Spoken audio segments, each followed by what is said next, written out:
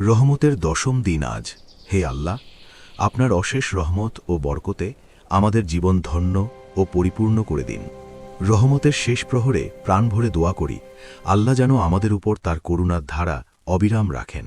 ইয়া আল্লাহ, রহমতের এই বরকতময় দশকের উসিলায় আমাদের বাবা মায়ের উপর বিশেষ রহমত বর্ষণ করুন। আমিন। আলহামদুলিল্লাহ, রহমতের 10টি দিন সুস্থ ও সুন্দরভাবে পার করার তৌফিক দেওয়ার জন্য শুকরিয়া। রহমতের দিনগুলো শেষের পথে, সামনে মাগফিরাতের সুবর্ণ সুযোগ।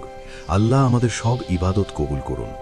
দশম রোজার ইফতার আমাদের জীবনে বয়ে আনুক শান্তি, বরকত ও অফুরন্ত রহমত। সবাইকে রমজান মোবারক।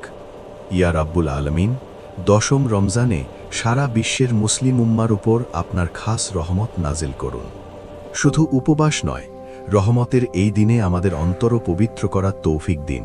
হে আল্লাহ, রহমতের দরজা কি বন্ধ হয়ে যায়? না, আল্লাহর রহমত চিরন্তন। দশম রোজার শুভেচ্ছা ও দোয়া রইল।